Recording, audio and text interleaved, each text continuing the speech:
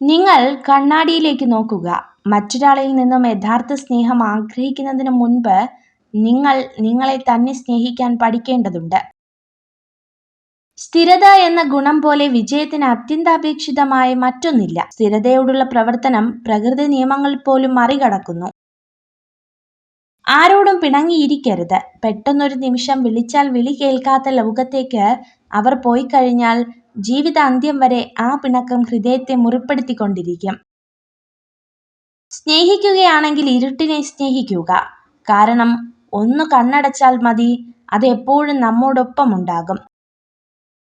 നമ്മൾ കാണുന്ന സ്വപ്നങ്ങൾ സാക്ഷാത്കരിക്കുവാൻ സമയമെടുക്കുന്നതിനാൽ ഒരിക്കലും അത് ഉപേക്ഷിക്കരുത്. സ്വപ്നം കാണാൻ സാധിക്കുന്നുണ്ടെങ്കിൽ അത് നേടുവാനും നിങ്ങൾക്ക് സാധിക്കും.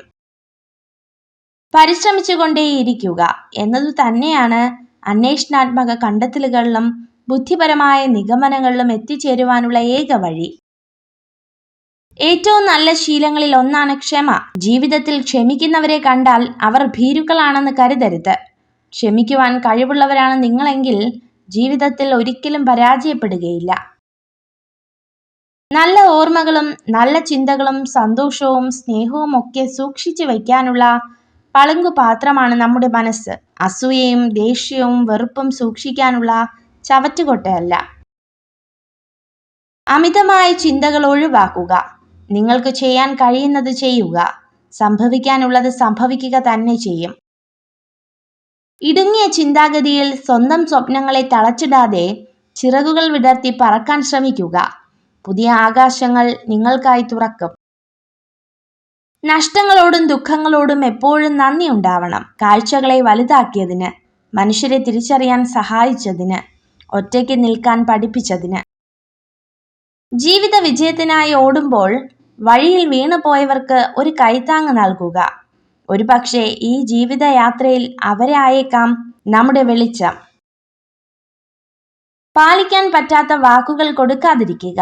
കാരണം നിങ്ങൾക്ക് അവ കേവലം വാക്കുകളാകാം. പക്ഷെ ചിലർക്ക് അത് പ്രതീക്ഷകളാകാം, സ്വപ്നങ്ങളാകാം. നിങ്ങൾക്ക് മറ്റുള്ളവർക്ക് വെളിച്ചം പകരാൻ കഴിഞ്ഞില്ലെങ്കിലും നിങ്ങൾ കാരണം ആരുടെയും ജീവിതം ഇരുട്ടിലാകരുത്. നിങ്ങളെ രഹസ്യമായി സ്നേഹിക്കുന്ന സ്ത്രീ നിങ്ങളുടെ എല്ലാ കാര്യത്തിലും ആത്മാർത്ഥത കാണിക്കും. നിങ്ങൾ ധൈര്യത്തോടെ യാഥാർത്ഥ്യത്തെ അഭിമുഖീകരിക്കുമ്പോൾ ജീവിതം വളരെ എളുപ്പമാണ്. നിങ്ങളുടെ അത്യാഗ്രഹത്തിനായി മാത്രം ജീവിക്കുകയാണെങ്കിൽ നിങ്ങളുടെ ജീവിതം ഒരിക്കലും ഫലപ്രദമാകില്ല. നിങ്ങൾ ഈ വീഡിയോ കണ്ടതിന് നന്ദി. ഇതുപോലുള്ള കൂടുതൽ വീഡിയോകൾക്കായി ചാനൽ സബ്സ്ക്രൈബ് ചെയ്യൂ.